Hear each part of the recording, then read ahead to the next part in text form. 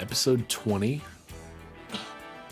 SWA will let some people get in first. I'll go spam the link. But we're ready to go.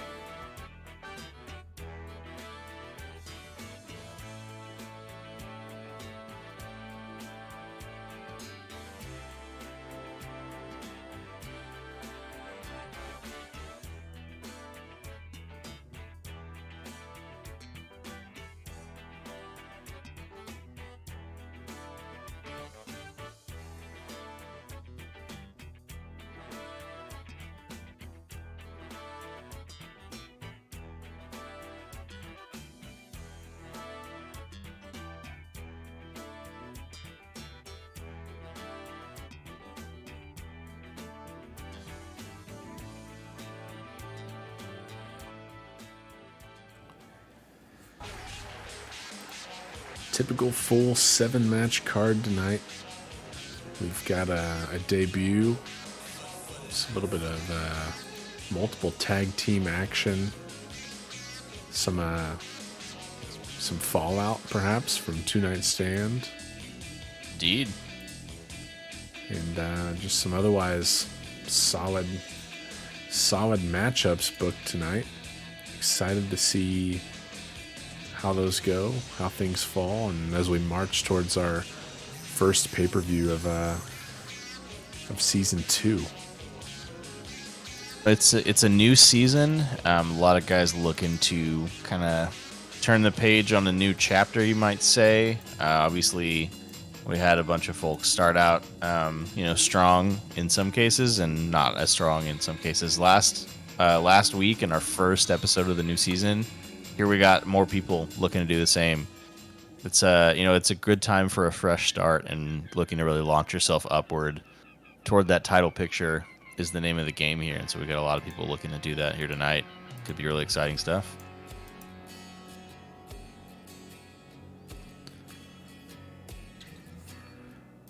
We're weirdly on time tonight, which is later than we have been lately.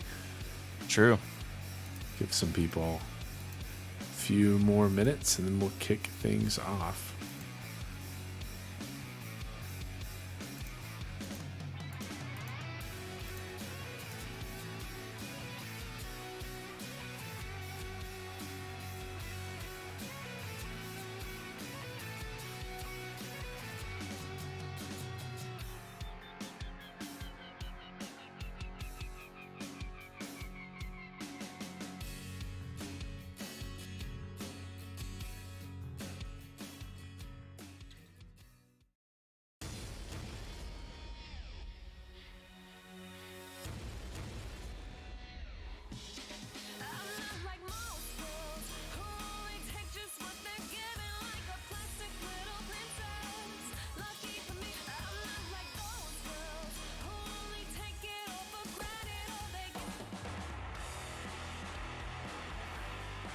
Do it.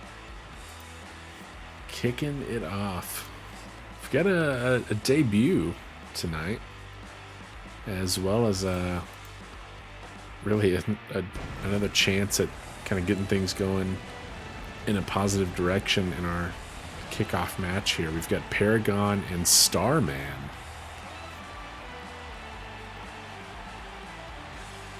Yeah, Starman, real interesting character. I don't know what to make of him. Doesn't say a lot, just kind of an interesting fella. And as you say, Paragon, somebody who's looking to right the ship. We talk about this sort of thing a lot, obviously. But yeah, Paragon came out in the Rumble, I believe, was when he debuted, and he looked solid. Big, intimidating presence, 400-pound guy, and just hasn't really been able to put it together. So he's hoping here can kind of squash the rookie and set himself on a trajectory that's positive for once. Yeah, 1-4. Had kind of a lot of hype coming out of the Rumble. Was one of the later entrants, but had a pretty good run, was in the finals there, and just wasn't able to finish it off. And now looking to, get something going. Was kind of fought well enough as that he was in the Golden Trial tournament, was swept in that tournament, and has just struggled ever since his debut, really. And yeah, falling to 1-5 after this match would be a tough one. So he's looking to get his second win, back on the road towards 500, and maybe going on a little bit of a run. Yeah, I think that would be great news for him. I think after that Golden Trial tournament, we really need to see something from him. This is time for a response. The challenge is there, the gauntlet's laid down, but he's got to take on this fella, this shiny pink motherfucker. Yeah, officially billed from out of this world, and I think that might be accurate. 6'3", 220 Starman in his SWA debut. Certainly a unique individual, to say the least. Yep, he's pink. He's got a star on his face. I don't know. He's kind of greasy, I guess. I don't know what to think. Do you have any idea what to expect from this guy here in the ring? Very oily. The only notes we really got beforehand was that, some people who've seen him train say maybe a bit of an aerialist. That's really, okay. We have almost no background on Starman, so I guess we'll just see what he has in the ring. Makes me wonder what kind of preparation Paragon has been able to do. He may not know what he's in for either. He was off to a pretty good start. Then he's actually leveled to the mat as well. A little back and forth early on. It looked like it was going to be a quick night. Starman thinks it's going to be a quick night. Gets a no count on the pin attempt. Not quite that quick. It'll be interesting to see here. Obviously, Paragon, a very big guy. Just look at the size of his head compared to Starman. He's a huge man. But Starman, we don't know what kind of strength he's got. We don't know if it's like a Superman situation where he gets power from the sun and can fly or something. Who knows what the situation is? So it could be that this size disadvantage is not actually a disadvantage at all for Starman. But as I say that, Paragon going to work. Yeah, he's eaten a couple of strong clotheslines early on. Hits a nice kick there, but it doesn't take Paragon off of his feet. The Hurricane Rana will, though. Down goes the big man. Yeah, that leg lariat, not quite enough, but a Hurricane Rana should do it. And now going to work on the head. Okay, a slow technical approach here. Grinding down the larger man, Paragon. It really seems to have it locked in here, working on Paragon, who's actually transitioned into a standing headlock, but he quickly lets it go, and Starman with a nice counter. A little reverse DDT action again, working on that head, targeting the upper extremities. I don't know if he's some kind of submission artist or what, but he's being methodical about his attacks here. And usually we see sort of lower body focus. Oh, what a super kick. Right to the chin, it looked like. My goodness. Got all of that one, and Starman is laid out now, center of the ring. Knee drop from Paragon, who's feeling himself. Maybe looking to get some momentum here against the rookie. Uh-oh.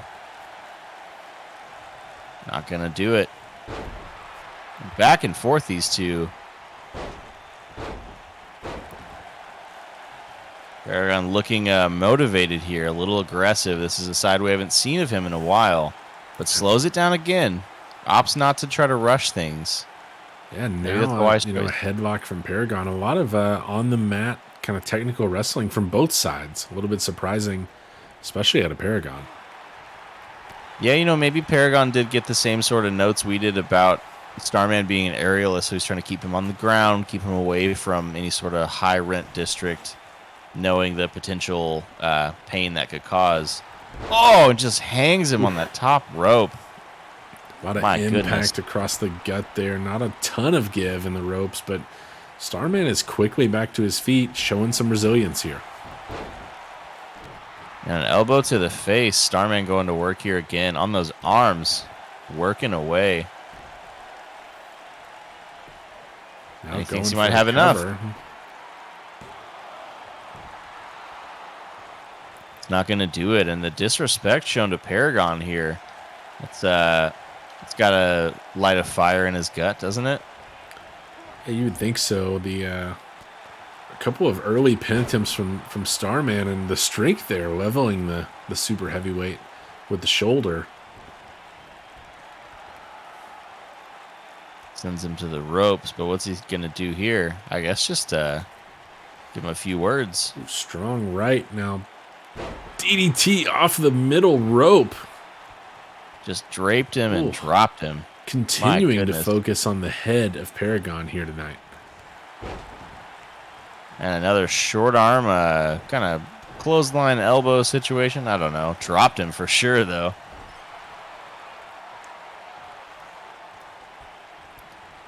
A little quarter to corner, and the ref catches the brunt of that one.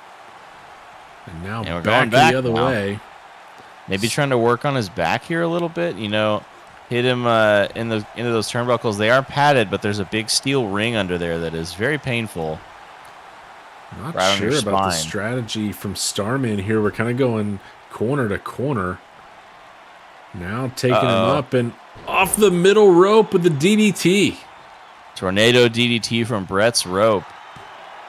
And and he not quite enough. Put him away with it too. Starman says that's not how fast they count on my planet.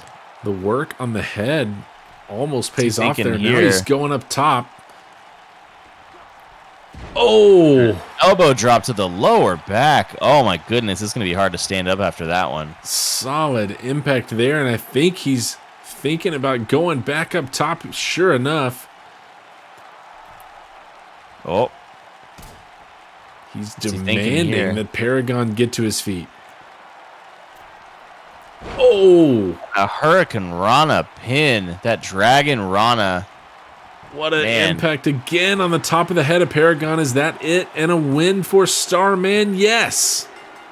Dragon Rana puts him away. We did end up seeing some of that high-flying aerialist style there. And a great win from Starman. Spiked him on the head to put him away. A focused effort from Starman. We saw that, maybe he's done his research here. He found a weakness and targeted it. A lot of damage done to the head there. His offense was certainly focused, and maybe that's what we can expect to see from him, a targeted game plan week in, week out. Yeah, maybe so. I mean, it was efficient wrestling. He he withstood some offense from Paragon and picked his spots, picked him well, was consistent, and gets a win in the end. Nice win. Always good to get a win, especially good to get a win in your debut, and a pretty good showing from Starman here tonight. Paragon drops to 1-5, just still rough going for the big man, but a debut win for Starman puts him on the right track, moving up our power rankings. Next up, we have tag team action. FTS and Lucien Badeau taking on Love Machine. Gonzo McLovin and the Machine. The first time we've seen them as a pairing since Two Night Stand. And things did not go well for them there. It was a bit of a rough go for old Love Machine. The miscommunication, I guess, is maybe a generous way to put it, between the two of them in that tag ladder match may have cost them a victory and a shot at the titles on night 2. I imagine that there's some bad blood boiling between the two of them, some frustrations. Hopefully they've worked it out. I don't know. We'll see, but that could come into play here tonight. Yeah, I think tonight will give us some good insight into the future of this team. Is their bond still as strong as it used to be? And, we'll find out maybe tonight. We saw actually last week in our episode 19, the Machine was in a singles match, and Gonzo didn't accompany him to the ring. We saw that from some true. other tag teams that night. And, we sort of questioned if that was indicative of things to come. We'll see tonight if the teamwork is still there, if the cooperation's there, or if they're back to kind of working individually, just in a tag format. Yeah, I think that's a good point. It's a small thing, and it could mean nothing. But like you say, we saw it from other tag teams, and I think it's often, they say that most of what you say is not actually in your words, but it's in your tone of voice and your body language and all that kind of stuff, right? I think you can consider that lack of accompanying his tag partner to the ring as body language on the part of Gonzo McLovin. So it seems like maybe there's some trouble in paradise, if you could have called it that to begin with. But I think, I don't know, maybe a win will kind of paper things over and they can move forward as, a team. But if they lose here tonight, I don't know, that might spell trouble for Love Machine. Yeah, winning is also always one of the best medicines for problems between allies there.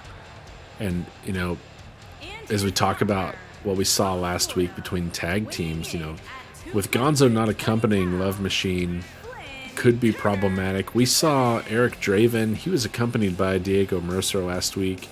And we saw Jamie Quinn accompanied by his brother Noah in their singles match. But outside of that, we also saw quite the interesting turn of events in our main event last week.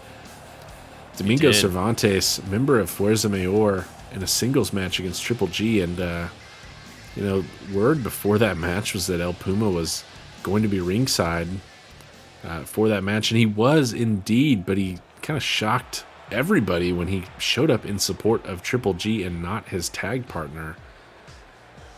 We'll, see what is yet to come with that. But, if you're Love Machine, or if you're fans of Love Machine, you got to hope that that's not what we're leading to with them as well.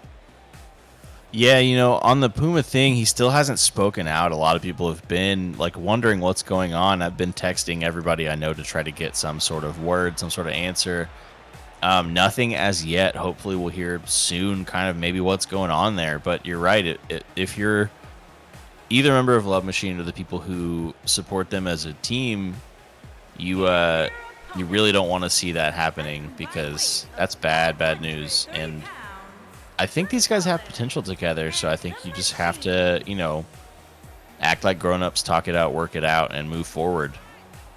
It's like you can't have too good a memory when it comes to your losses in this sort of sport, because it'll drag you down. You got to learn what you can and move forward.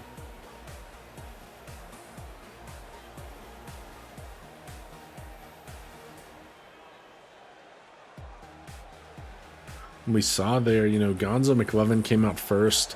I'd say the Machine was maybe a bit tentative, a little bit delayed, but, coming to the ring together, a good sign, and looking like a unit here together. We'll see what happens in the match. We're going to start with Gonzo McLovin and Lucien Bedeau, and we're underway, our second match of the night here tonight.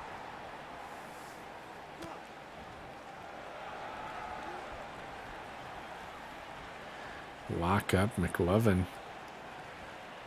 pulls around, nice slam right into a headlock. And yet another person going for this sort of slow it down tactic. I guess it makes sense. Both McLovin and Machine are more power guys. Not to say they're not athletic, but they don't sort of utilize their athleticism in the same way that smaller guys like their opponents do. And so slowing it down may benefit them, really grind it out, use the strength. Ooh, and as the ref tries to separate him there, Bedeau takes a shot, and FTS takes a shot. What the heck is going on here? Elbow to the side of the head, and McLovin... atomic drop there. Is, he misses his chance there. FTS gets the tag on the Bedeau dive. McLovin asleep at the wheel, but, he did take a couple of shots to the head, kind of unexpected there. He could be a little woozy right now. And, oh, my. Discus punch, and then leveled by FTS. Simmons has got some momentum here. Yeah, for sure. Oh, Oh, man, and a running, swinging neck breaker. But only does the one thing with it. You know, McLovin here got to get control, get some stuff going. Big stalling suplex. That's good work there. Now dragging him. This is smart. This is good tag team wrestling. Keep your opponent in your corner. Cut the ring in half. Don't let him utilize his partner. Make it a 2-on-1 match. yeah, get the big guy in, but FTS is trying to take back control and not let the Machine get some momentum, but he's going to elbow his way out of that. See if he can get some reins on this match. That elbow in the corner from FTS that the ref didn't see really turned things a bit. Oh, hung him up on the ropes. Machine trying to get his team back in the driver's seat here. Yeah, that'll do it. I mean, dropping a guy on the ropes like that, it's a lot of... Oh, speaking of a lot of weight, my goodness, the Machine, all his body weight into FTS there, and then just throws him to the mat. He's looking worse for wear right now. Ooh, big headlock in the arm of the Machine, just wrapped around almost the entire face of FTS here. Really restricting airflow. But FTS, right to his feet, takes the big man down to a knee. And yeah, looking to get some momentum here. Machine back on top, and oh! Was paying attention there. Caught that big punch.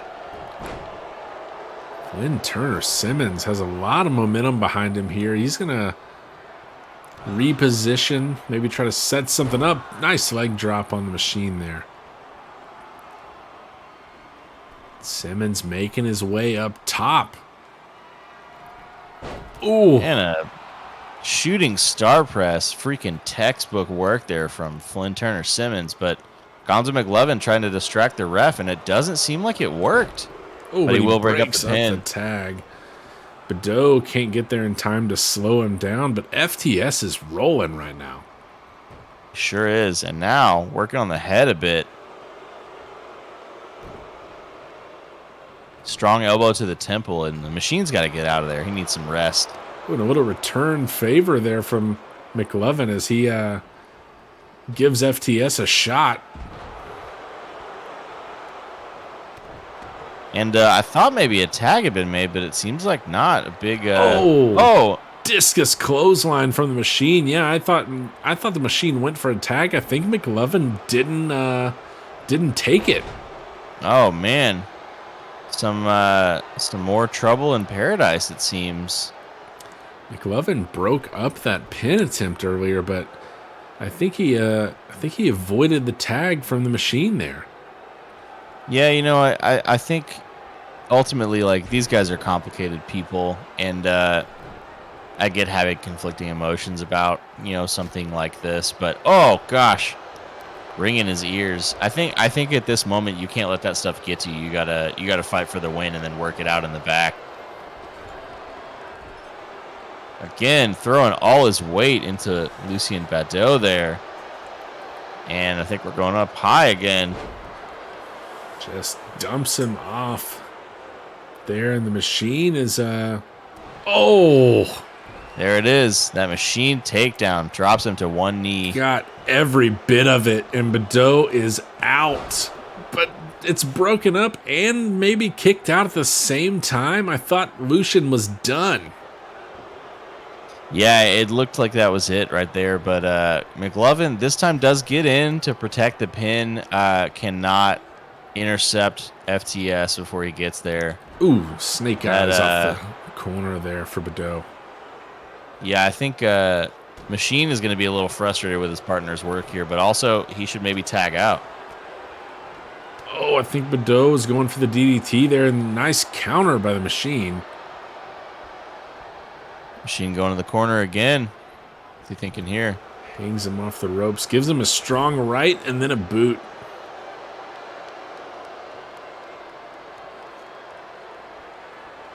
Machine, oh no, he's loading up another.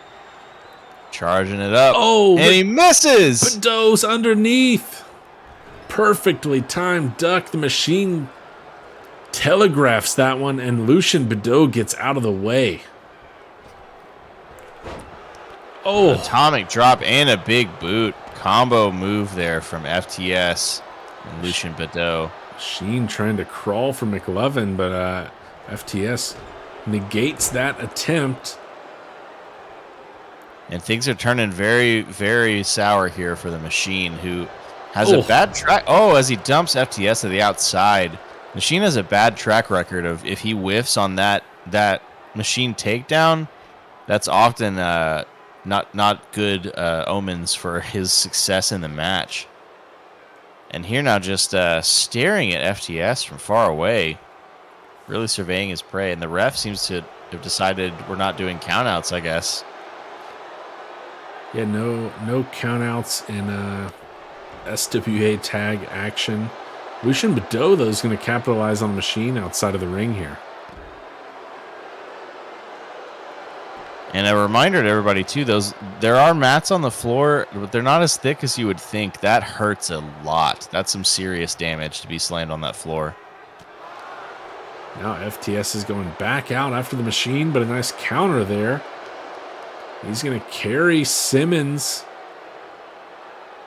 Just dragging him around and slams him into the steel barricade. Oh, and misses on a chop. This one's getting ugly here.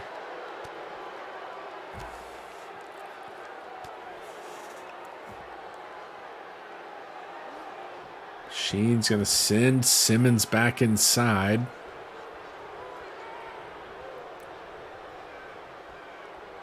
Thought about a tag. There it is. He finally makes the tag. Goes ahead for it, and both teams making a tag. Oh, what a man. running knee from McLovin. The size of that knee coming into your face at speed. Oh, my goodness. And it busted Bedeau right open, but he seems to have caught fire. He does indeed. Might have got him going. Basement drop kick. Oh. Got man. all of that and leveled McLovin. The Machine went in the ring, but then left, and Bedeau's going for a cover. Oh, and the Machine breaks it up at the last second. The last possible second. I wonder if that's a message to his tag partner. Is that a message to McLovin about, how close he was to eating a pin there? Sure seemed like that match was over. Machine saves it, but almost as if it took him a couple of thoughts at it. It seemed like he almost let this one end, and now Bedeau is just really in control right now, wrenching on the arms of McLovin. Oh, and a big backbreaker on McLovin just picks him up like it's nothing. But now staring at his partner, at his opponent, his partner nowhere to be seen. What's going on here with the Love Machine? they've got all kinds of issues right now. I don't know what point either one of them are trying to make, but right now it's not benefiting them. This match feels like Bedeau and FTS is to lose here. Yeah, and we saw Machine there at the bottom of the screen just sort of hiding by the apron. I don't know what he's thinking, but... and the teamwork. Oh, man. When the actual tag team is getting, shown up on the teamwork aspect, it's bad news for you. FTS running laps to get to the top of the rope, but the Machine tosses him off and on to McLovin. And FTS just popped up immediately? Oh. McLovin, meanwhile, can't even breathe because he got hit in the dingus by FTS's He skull. makes the tag, but I'm not sure that he saw that the Machine tossed FTS onto him.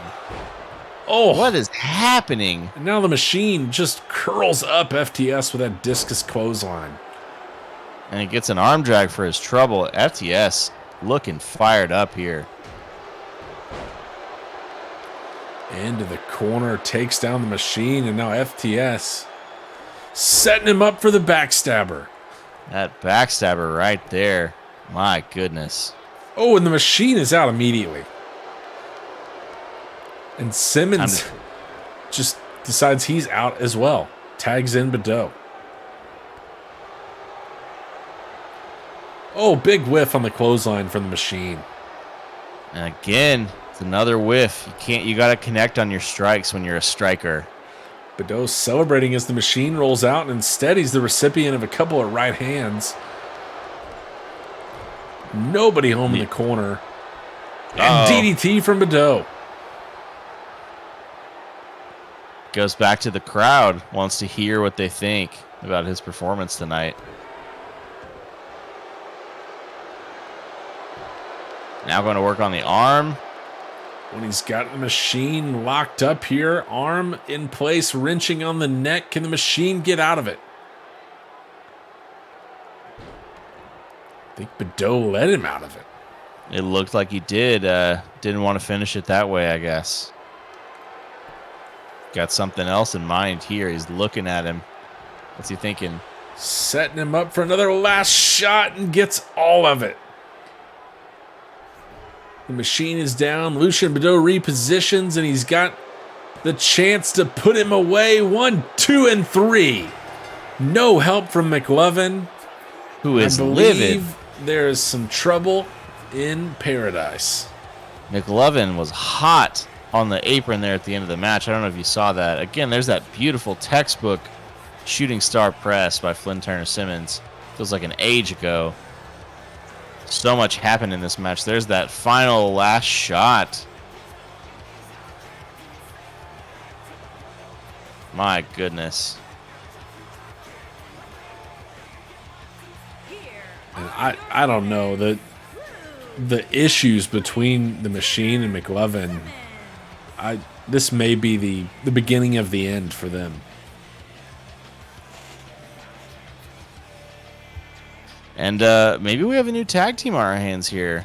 These guys worked really well together, I gotta say. I mean, see what we see from them going forward. Yeah, nice showing. They improved to 1-1 now in tag team action. Get the first win here tonight, and a win over a team that previously in singles actions was 1-0. Love Machine drops to 500 as well.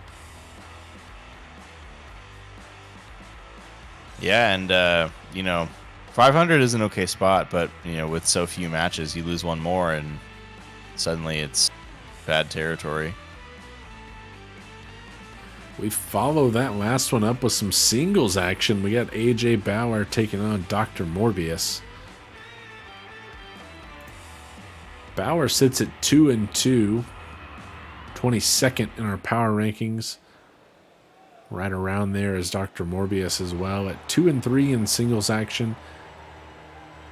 He did win the Aloysius S. Memorial at Two Night Stand and had a shot at Triple G, but man, Triple G's been pretty much unstoppable lately. Ran through Dr. Morbius fairly easily and gave Morbius his third loss.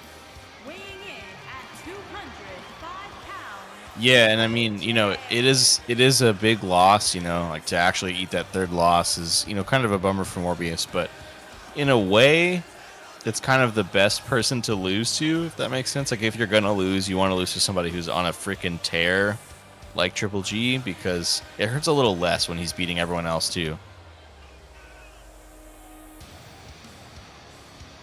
Yeah, right about now, with maybe the exception of Tomoyo Yamaguchi, the world champion, a loss to Triple G is probably about the best loss you can have if you're going to have one. And he's handed them out to a currently record-setting 12 opponents, 12-3 in singles action, the most wins in SWA history so far. 2 more than the nearest competitor, Painwrecker, who's the only other competitor with double-digit wins so far. Yeah, and that's a special club right now. But more to the match at hand. What do we think about AJ Bauer? What has he shown us? I mean, he hasn't had a lot of singles competition recently. I'm curious to see what you think of this guy and what he can do. He's shown us, that kind of any given night he can show up and win a match. Back in episode 13, he took down Kiho Sankari, which is a pretty solid competitor. Got himself a nice win there. He's capable of pulling off that kind of victory. He and Corey Wolfhard as a tag team took down Deadfire. There are opportunities for them to do things that are going to help them in the long run. And for Balor, he really just needs to keep padding the win total and get himself back above 500 here. 2-2. He's got a chance. He's got a pretty good opponent here in Dr. Morbius, however. He does indeed, and we talked a little bit about Morbius getting his third loss, but has had a pretty strong showing thus far since debuting in the Rumble. I think I expect him to go over here. Catches the kick attempt there. Seems content to let Balor kind of work some offense, and as a result, instead of countering that one, he's on the receiving end of it. Yeah, maybe he's feeling out his opponent here. He's a small guy. He's very quick. Loves to go to the high rent district. A lot of flippy shit. Like a flipping back kick, if you will. So maybe that's what he's thinking. As I say that, Balor already going up top. What's he thinking here? Daring Morbius to stand as he sits perched on that top turnbuckle. And a nice Hurricane Rana off the top. Morbius made a dash to try to take him down, but couldn't quite get there. Yeah, nice takedown from Balor. Morbius, however, quickly to his feet and trying to capitalize here. Oh my goodness. A lot of force on that knee. Sent him flying. Lifts him up and over the ropes and to the outside. What a nice athletic counter from Balor as he flips over the top. Lands on his feet.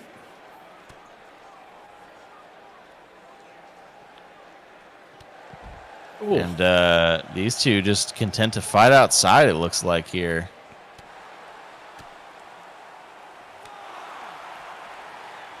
Up to 5, and Balor finally realizes what's going on. Takes it back inside wisely, not letting this end in a count out. Now, Morbius, however, seems to be taking advantage. And a back suplex there. Dropped him on his neck, and Balor kicks out at 1. Balor was out quickly, but Morbius still able to drag him around and then deliver another strong knee. Morbius using the knees effectively tonight, but Balor's using the feet. Another nice drop kick. He is, and he's working that crowd a bit too. I think he likes what he's feeling here. A little momentum. Another drop kick, this time to the seated Morbius in the corner. And he's going to look for a cover. Has he done enough?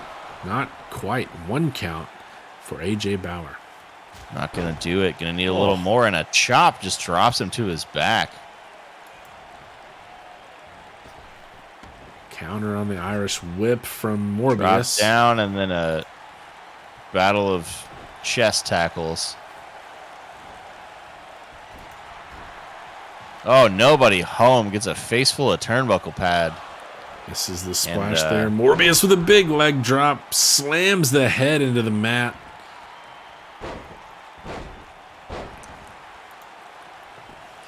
And now going for the cover after slamming him down multiple times. It's a 2 count. Only a 2 count, man.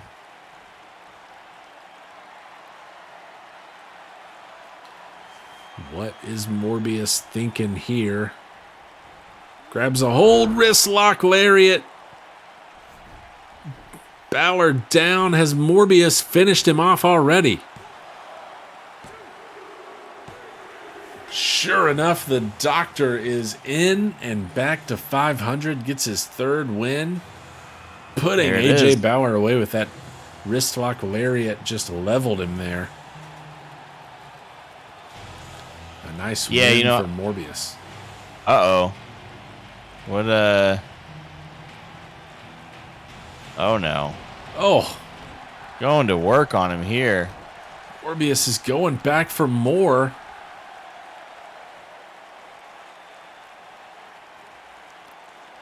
My goodness, we saw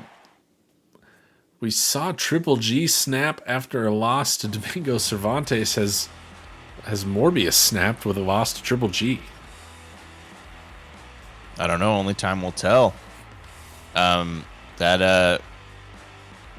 It's not the behavior of someone who hasn't snapped, I would say. So I do think the doctor has some splaining to do. I'm curious to see what he says about his actions.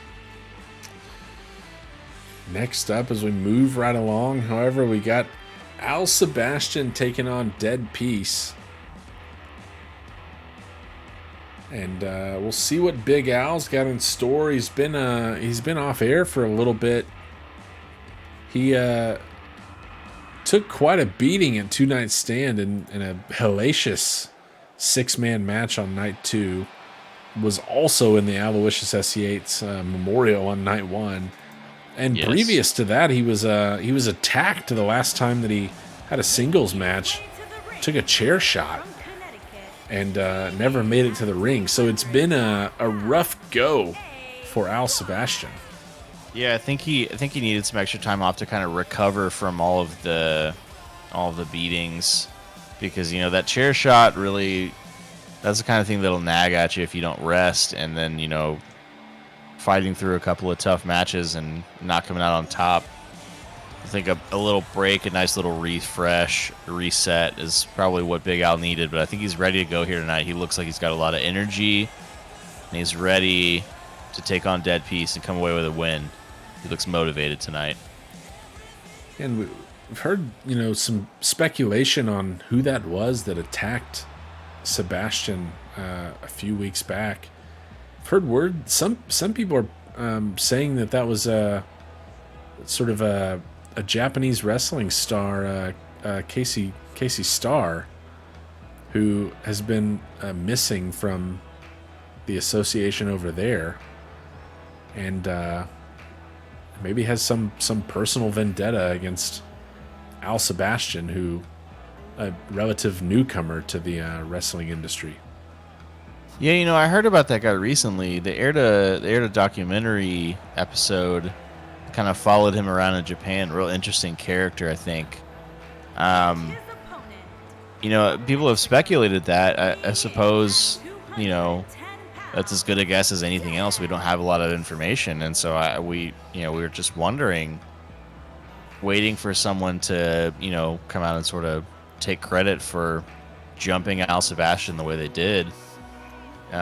Hopefully, if I spot him now, I can ask him about it after having seen that documentary episode on his life. And boy, what a wild episode it was. I recommend you check it out if you're into Japanese television.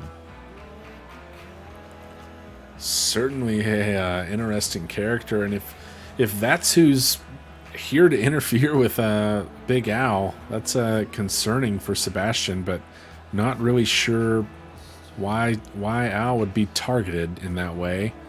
And hopefully it was a one-time thing, and we can move back towards seeing what Sebastian's got in the tank. He's had a shot at the title with the Path to Glory briefcase, and since then, ups and downs. Performs pretty well in kind of multi-man action, but hasn't had a lot of singles opportunities since that title opportunity. So we'll see what he's got here tonight against Dead Peace, who's looking to represent Deadfire here with a singles victory, his first.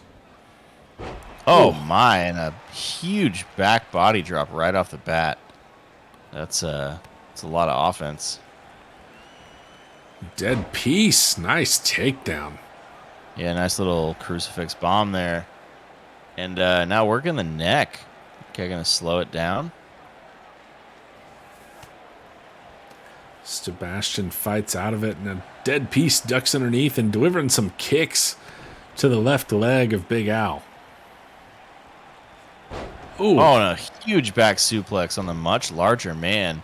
Really great strength on show from Dead Piece there. Nice job by Sebastian to get to his feet quickly, but Dead Piece trying to swing things back his way. A little back and forth here. Headbutt from Sebastian. Ooh, and another. And another one. Sebastian looking angry and fired up. I mentioned he looked like he was energized before the match. Oh, DDT from Sebastian. He's Uh-oh. What the hell? Wait, that is him. That's Casey Starr. He's here again, and Sebastian's waiting for him. These two are meeting up. And the ref has rung the bell. Oh! My. And Al Sebastian wins by DQ because he was the recipient of an attack by an outside interference. But the real story here is that Al Sebastian got jumped again by Casey Starr over from Japan, apparently to pick a fight with Al Sebastian. Casey Starr is officially here in the SWA and targeting Al Sebastian for what reason we do not know. Puts an end to that match and an end to Dead Piece's chance at a victory there, as well as Big Al's. You know, and we talked about it before the match, right? Big Al had a rough few weeks and then came in, and I told you he looked like he was energized. He was ready to go. He was ready to get a big win to start off season 2. And yet again, he's robbed of that. Casey Starr interferes before he can get anything going. And, boy, he's going to be mad.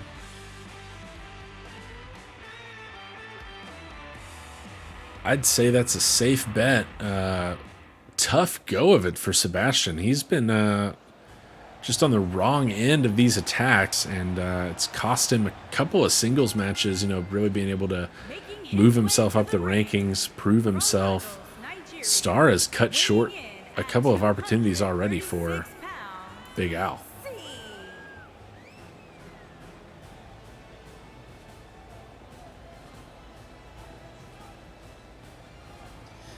Moving on to this match here, out first we have Chiamaka and Digway, and he also looks ready to go.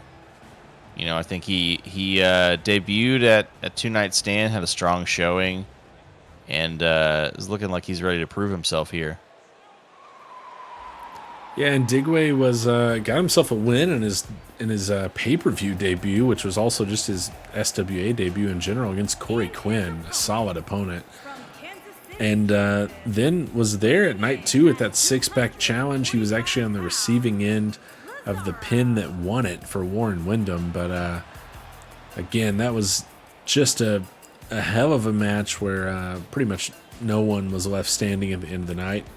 And showed a lot of offense and some resiliency, despite ending up on the wrong end of the deciding pinfall.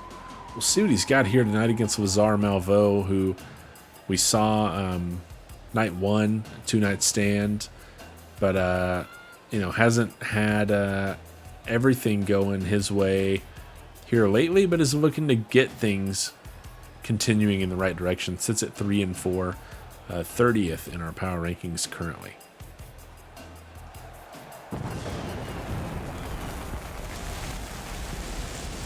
Yeah, and I think a guy who early on showed some promise and hasn't lived up to it. We've had a number of those guys, so there's even a tier of competitors who, are kind of have been a bit of a bust, who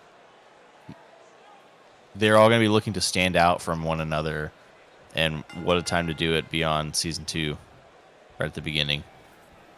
We're underway here. Malveaux locking up in Digway, but doesn't get anything out of it. Now going to a headlock here on the mat. Rolls off, but right back to it, and then Digway with a reversal there. Ooh. Slammed on the back is Chiamaka.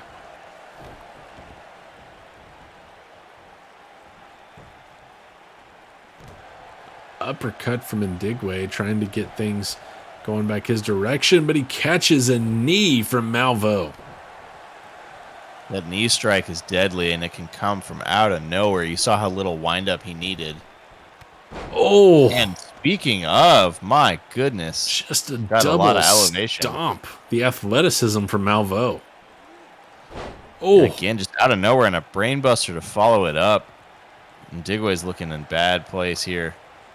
And as soon as it can go your way, Ndigwe turns it back to his feet, now working on some of his offense.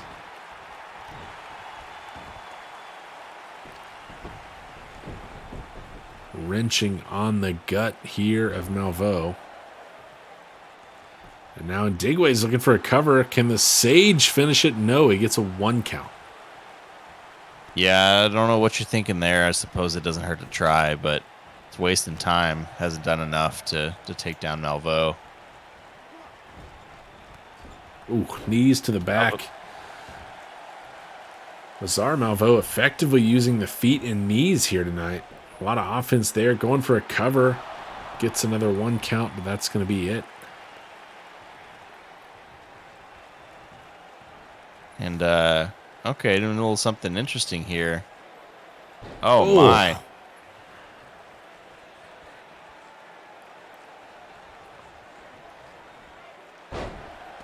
Again, just tossing him like a rag doll. This is really a beating that Malvo has been administering here, but Chimaka Ndigwe looks like maybe he's weathering it. So far has been. Oh, what a backbreaker. From that butterfly position, a lot of impact. Yeah. Oh, and a snap suplex. Yeah, you know, that backbreaker, I thought maybe he was going for some kind of tiger driver or something, but all that weight directly on your lower back, on your spine, really takes it out of you. Yeah, he likes to go to that tiger bomb as a put down. Didn't go for it there, but look at this. Cranking on the arm bar. Oh, it's my. Gonna rip it out of its socket. Shouts to DIY there. Malvo gets out of it, but you can see him there grasping the arm. So much tension being put on it there, and what a kick from Malvo. Yeah, it's going to be moving a little slower than his other arm after that, but Malvo back on top here, looking to wear down his opponent a bit more. Probably a good thing for Malvo that so much of his offense has come from his legs. But how about just a ton of impacts off that top turnbuckle?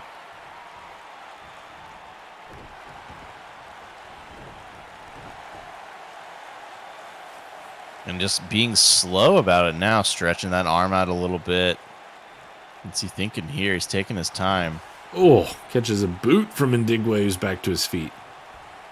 Yeah, I think maybe Malvo took a little bit too long there. Something that has happened to him in the past. Got to be careful with that. And again, Ndigwe working on the midsection. Really putting in work as this match goes deeper to wear down the body of his opponent. Oh. Stiff shot, but Malvo right back to his feet. In control again.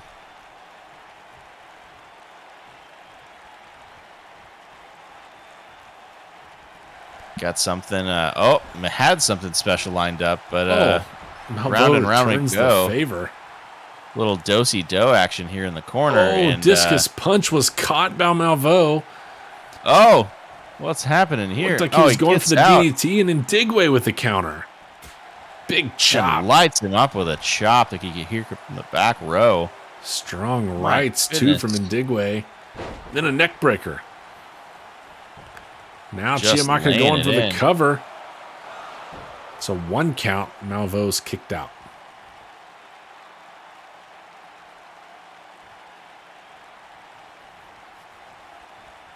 I think Malvo really no-selling all this offense here, trying to look tough, but I think we all know he's a little worn down.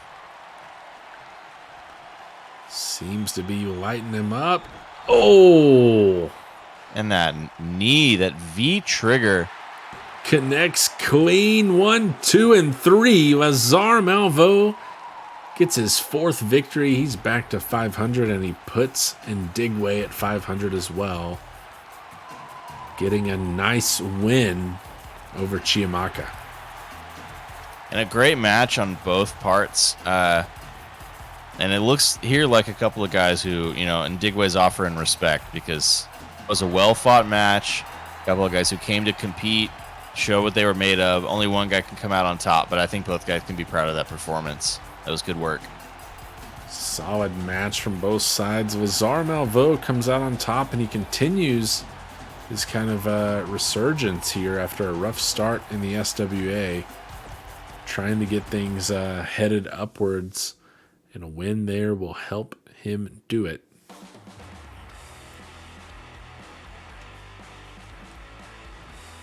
Up next, we got the debut of a new tag team.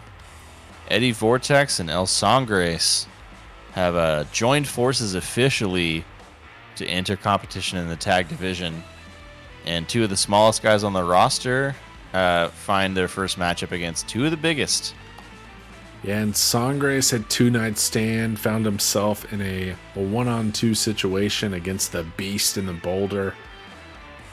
Nearly insurmountable odds, and they turned out to be just too much. Sangres recovered, regrouped, and sent out an invitation, it's my understanding, to Eddie Vortex to team up to take down these two. Couldn't do it alone. He turns to Eddie, much like he did at End of the Line when he went 4-on-4 against Team Warren Wyndham. We'll see if the pairing can do what is needed to take down the Beast and the Boulder. They put down Sangres at the pay-per-view, but now that the odds are a little bit more even, we'll see what's in store.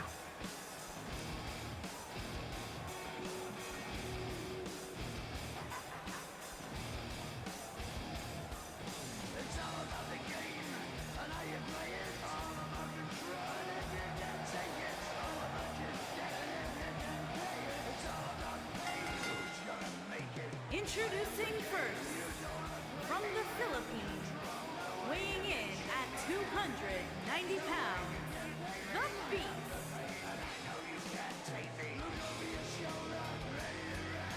The Bueva in singles competition sits at 7-4, 9th in the power rankings. He had quite the run. He was our Path to Glory winner in season 1. Never got a chance to cash it in after he lost it to Big Al in the Rumble.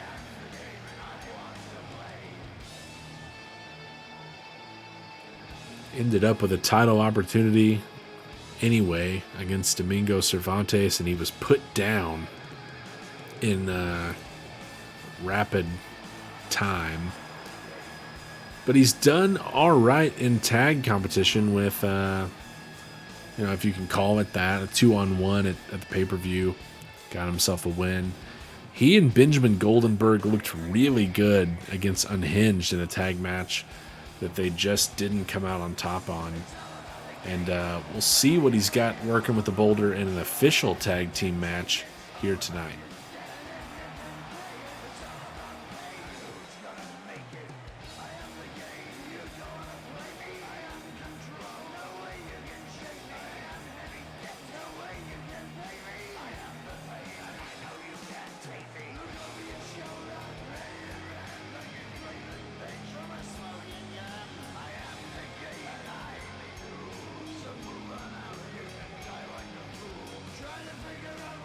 As we continue to wait on a Bueva here, we've still got to get through the Boulder before we get to our second team.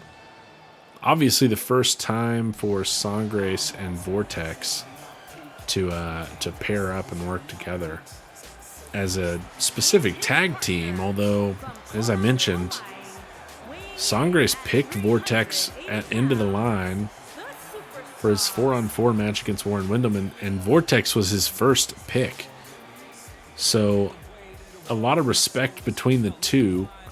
And while Vortex hasn't had the best luck in singles action, sitting at 1-5, has been pretty good at the pay-per-views in multi-man opportunities. So maybe the tag division can kind of kickstart his career in a different way than the singles action. Sangre sits at 10th in our power rankings, 6-4.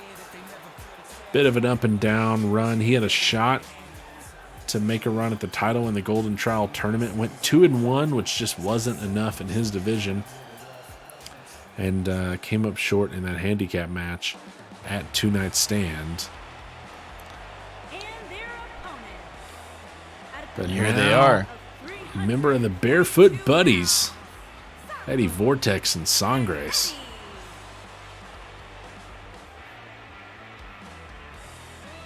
And they look excited. They look ready to go. You know, you mentioned this is their first, match together as a team. Although the match at the end of the line certainly kind of counts. But Sangres picking Vortex with his first pick, I think, says a lot about their says a lot about their respect for each other and confidence in each other, even from the early stages. Ooh. I think clearly working together in that match inspired them, and it's going to take a lot of inspiration to take down these two very large opponents. And the size differential here is nearly astronomical. You can see the strategy, though, as Sangres was going right to work, but Abueva was able to nicely counter most of it. Finally takes the beast off his feet there, but Abueva's right back in control.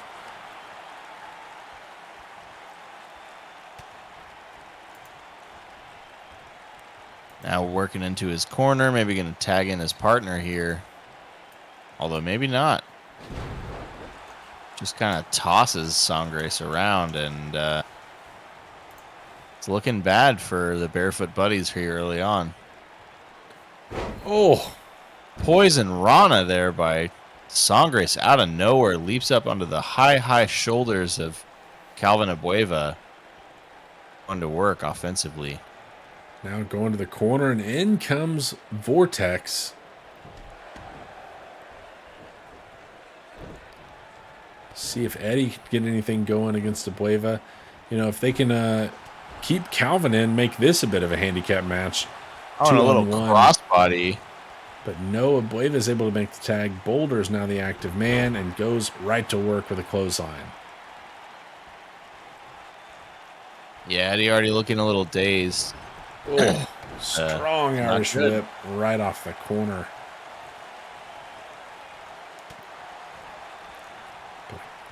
Nice counter there from Vortex. Now sends the Boulder into the corner. A little clothesline of his own. Not quite the same impact as the one that the Boulder delivered to him. But maybe it's offense enough, nonetheless. And he's working on the arms here a bit. Interesting strategy. Eddie, not particularly known as a submission guy, but I suppose it doesn't hurt to cause pain to your opponent, no matter how you do it.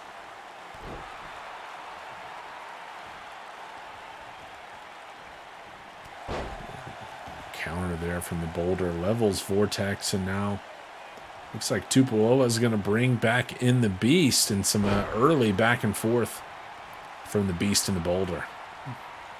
Yeah, it's smart tag team strategy. Oh, and a little takedown there. I thought Eddie was going to give us a enziguri, but instead he took him down. And Oh, wow, looking for the people's elbow. Instead, we got the people's standing moonsault. My goodness. then catches an uppercut. Great work by Eddie, but you got to capitalize. My goodness. And now he's going to eat a huge power bomb. Abueva's strength on full display there. Whatever's Easily. happening, Sangres looks happy with his partner in the corner there. And Sangres is now the active man once again. Vortex hops over the ropes, and Sangres looking for a little bit of submission here, wrenching on the neck of Abueva. Yeah, and applying pressure to the lower back with that knee, kind of creating an awful fulcrum where all that force is going, and it is not a fun experience. The Beast able to escape there.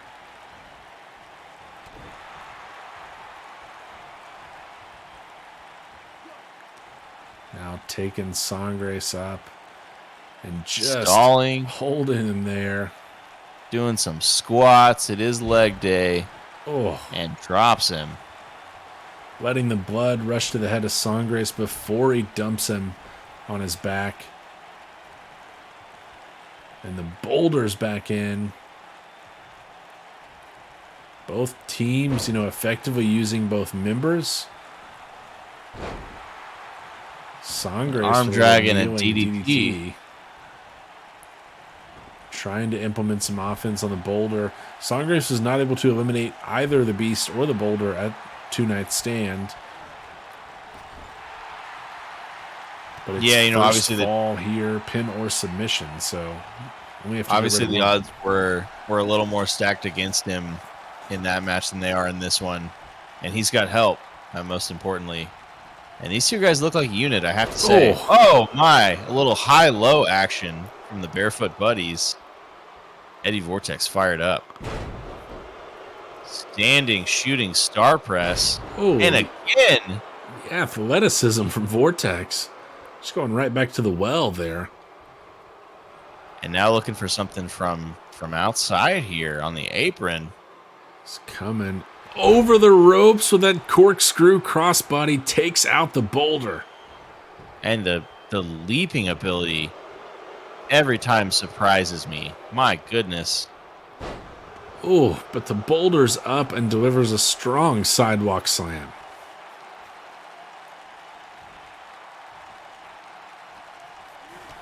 Ooh.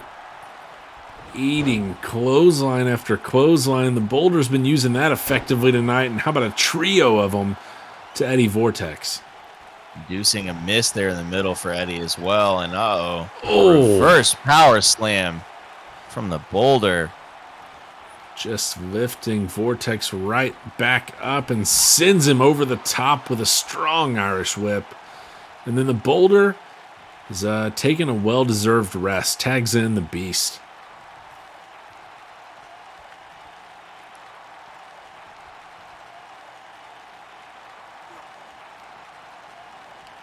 Oh, what a reversal from Vortex. Yeah, some athleticism there on display. Very quick reactions. Takes down a Buevo on the outside and still going at him here. Sends the beast back inside.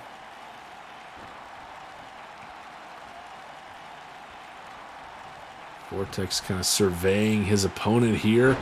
Discus punch there. Takes out the beast. Dropped him flat on his back here, and the beast looking to sneak to a tag. Doesn't quite make it. And another standing shooting star press from Eddie Vortex. Big back body drop, though, from the beast. Uh-oh. Beast looking for a little armchair action here with the Steiner recliner, but Vortex maybe getting an arm out. Oh. Yeah, breaking free, and Slips my. out and neck first on the ropes. Thought he was going to tap there. He sneaks out at the last second. And hopping up on the ropes, Up some good top for a lucha Hurricane things. Rana. Good lucha things from Eddie Vortex.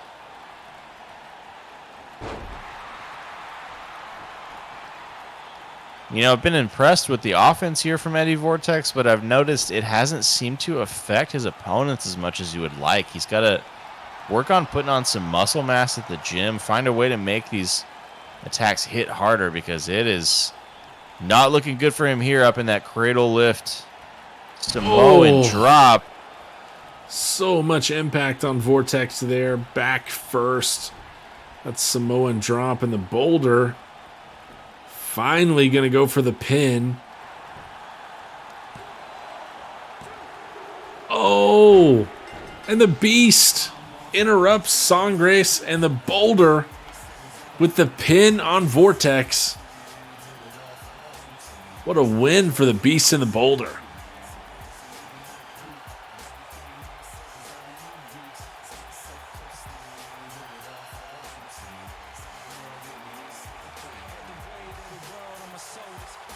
And man, that's tough. Dropping their debut is the Barefoot Buddies, and not able to get any revenge for Songgrace. The Beast in the Boulder seemed to have Songgrace's number. Yeah, they really did, and I think most telling is right there at the end. Songgrace going in to try to break up the pin, and Beast just catches him for a belly-to-belly suplex like it was nothing. Nice win for Boulder and Abueva, and maybe they'll put together a run and contend for some tag titles, maybe challenge the Quins down the line. Somebody has to. Meanwhile, we've got a little bit of a resolution coming from a match at Two Night Stand. We had a hell of a match. Submissions only Iron Man match between Daniel Drake Thomas, the Lion King Nathan Bogard, and technically Yasuke Bozeman, but these two, DDT and Bogard, really brought the house down. That match went the full 20 minutes, of course, with 5 submissions earned from DDT, and in the final 10 seconds, Bogard secured his 5th as well. These two fought to a draw, and tonight someone will come out on top. Yeah, and high stakes here on both sides. DDT, obviously known as one of the premier submission artists in the SWA, for a long time held the record for fastest win. It was via submission. This dude does not mess around. But Nathan Bogard, new guy on the scene, the Lion King, got a lot of bravado and a lot of skill. We saw in both nights of Two Night Stand. This guy is the real deal. He means business, and he came and he hung with DDT. This one is for some serious bragging rights. Bogard featured in that Aloysius S. Yates Memorial and looked good enough in his debut, despite not coming away with a win in that one, that he got a chance in that match on night 2. And frankly, what was a match that everyone expected DDT to run away with, and he tried to. In only 20 minutes, he secured 5 submissions. But lo and behold, Nathan Bogard got 5 of his own. And, man, it was down to the wire, and Bogard had a submission locked in when the time expired. So he could have been seconds away from winning that one 6-5. Instead, they fought to a draw, and they'll settle it tonight. Someone will come away with a win. Doesn't have to be via submission, but for DDT at least, he's 8-5. He has 8 submissions. I imagine if he wins, it's going to come via submission. We'll see what Bogard goes for, though. We saw him in that 8-man match utilize the power and go to that Tiger Driver quite a bit. He may look for a pinfall here against DDT. Yeah, it's within the rules. I don't know why you wouldn't. You got to leave all your options open. If you're looking for a win, a win's a win. So do what you got to do, get your victory, get out of here. I don't think you need to overthink this. Like you mentioned, DDT has 8 submission victories, and that's all of his victories. That's great, but if a pin will get you a win here, I don't think you need to win it by submission. I think maybe sometimes it's smarter to do the more efficient thing. Yeah, and if you throw in submissions in that Iron Man match, these two have combined for 18 submissions in the SWA just in the first season, and Bogard was making his debut at Two Night Stand. So yeah, it's genuinely incredible. The Submission King versus the Lion King, who's going to take the crown here?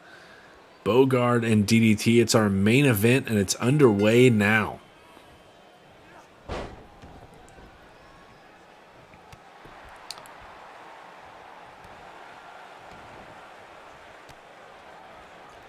And though they're both, proficient submission artists, DDT works from the technical side, Bogard the power side, using his size and strength.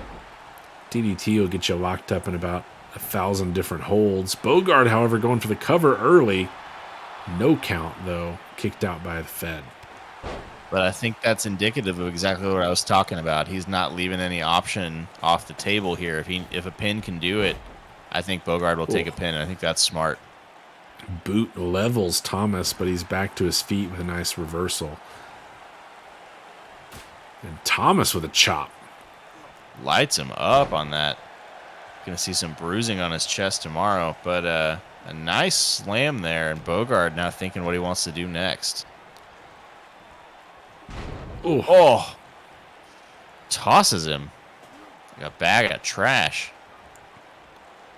Oh, And a running DDT to follow it up. Bogard feeling himself right now. Gonna follow DDT to the outside.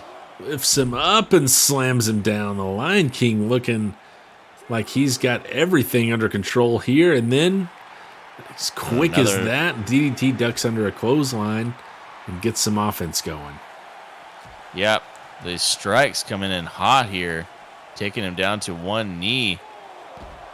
Oh. And from there, a neck breaker.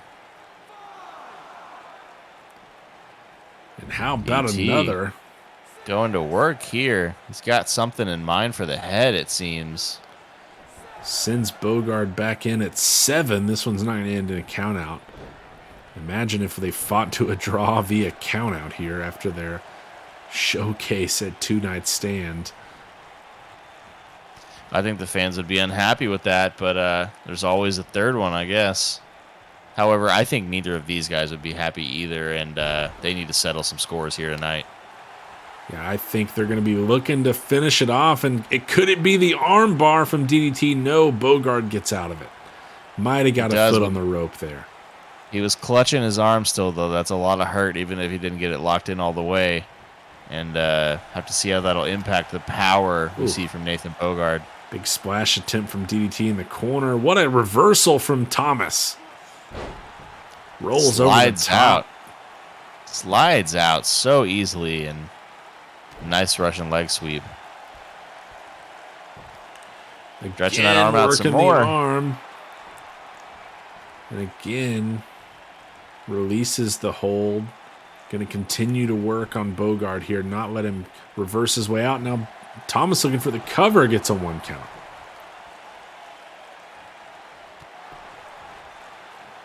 We saw, we talked about any means necessary. Could Thomas get his first pinfall victory here? Went for it there, just wasn't enough. Now Bogard wrenching on the neck of the Fed.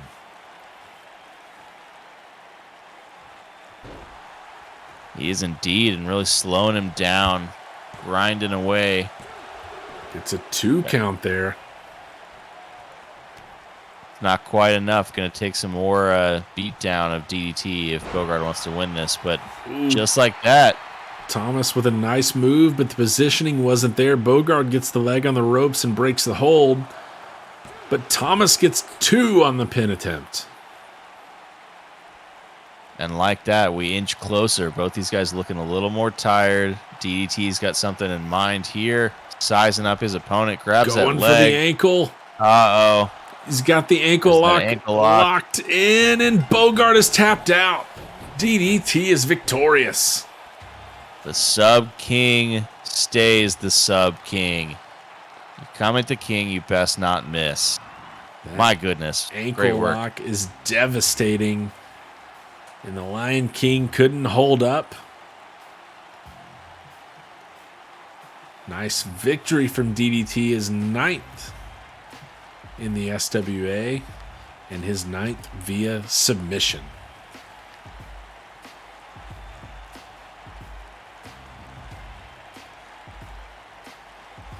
And DDT creeping up on that double-digit club. Gonna grow into a three-person group pretty soon if he keeps on this momentum train he's on right now. And why wouldn't he? Got a partner, and that's the champ, and he's submitting everyone and anyone. A good time to be Daniel Drake Thomas. Certainly moving in the right direction. A nice win here tonight. Settles the score from 2 Night Stand, and I still think Nathan Bogart's going to have a good career here in the SWA, despite the No loss doubt in my tonight. mind. No doubt in my mind.